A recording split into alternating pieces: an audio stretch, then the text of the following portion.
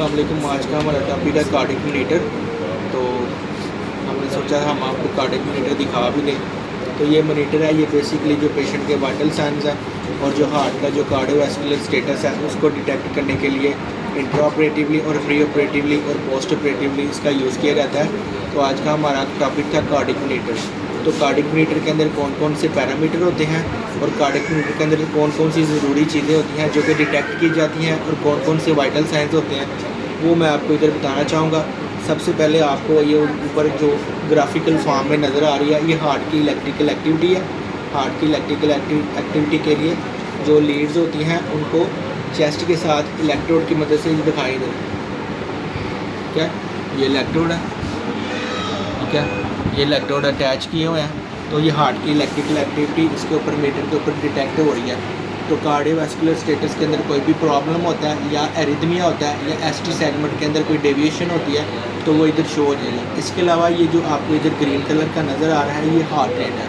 तो heart rate के अंदर भी कोई प्रॉब्लम हो या कोई अबनॉर्मेलिटी हो, ठीक है, बहुत ज़्यादा टैकीकार्डिया हो या ब्रेडिकार्डिया हो, तो ये तो मेरा नॉर्मल चल रहा है, लेकिन जो टैकीकार्डिया और ब्रेडिकार्डिया जो है वो अलार्म की सूरत में इसके ऊपर शो होता है। उसके बाद ये है कफ, ठीक है, ये नॉन इन्वेसिव ब्लड प्रेशर कफ है। इसको हम इधर बाजू के ऊपर अपर आर्म पे लगाते हैं। तो ये इसका सिस्टोलिक ब्लड प्रेशर है और ये डायसिस्टोलिक ब्लड प्रेशर है और ये इसका मीन है।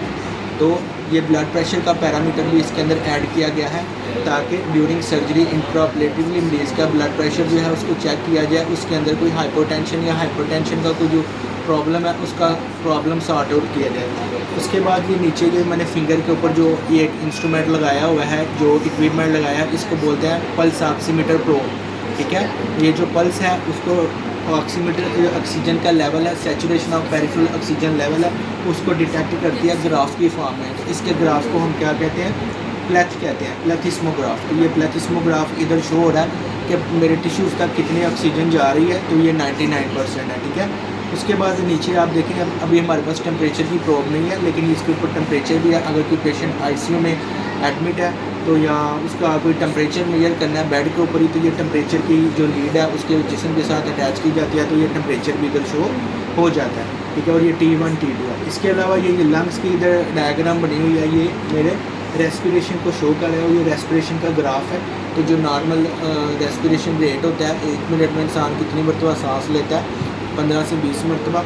तो ये यहाँ पे नॉर्मल जो है रेस्पिरेशन चल रहा है। लेकिन इसके अंदर जो वैल्यूज़ ऐड की जाती हैं उसमें जो नॉर्मल वैल्यूज़ है वो ऐड की जाती हैं, लेकिन अगर नॉर्मल वैल्यूज़ से कुछ चीज़ें ऊपर जाती हैं या नीचे जाती हैं, लाइक हाइपोटेंशन है, हाइपरटेंशन है, एरिथमिया है, ठीक है, और रेस्पिरेशन के अंदर प्रॉब्लम होती है, मरीज़ बहुत ज़्यादा तेज़ी से सांस लेता है, ऑक्सीजन पेशेंट के प्रॉपरली अंदर नहीं जा रही, ठीक है, ऑक्सीजन का कोई प्रॉब्लम है या उसके सांस लेने के अंदर कोई रुकावट है या मरीज़ के मुंह के अंदर कोई सिक्रीशन है, तो वो सारी चीज़ें ये मॉनिटर डिटेक्ट कर लेता है। या टेम्परेचर का कोई प्रॉब्लम हो जाता है तो ये सारी चीज़ें मॉनिटर वाइटल साइन को ऑब्जर्व करता है, डिटेक्ट करता है, उसको ग्राफिकल फॉर्म में डिस्प्ले में मॉनिटर के ऊपर लेकर आ जाता है। तो ये मैंने सारी चीज़ें इसलिए लगाई हुई हैं ताकि मैं आपको बता सकूँ। और आज का हमारा टॉपिक था जो कार्डिक मॉनिटर है वो क्लियर होगा।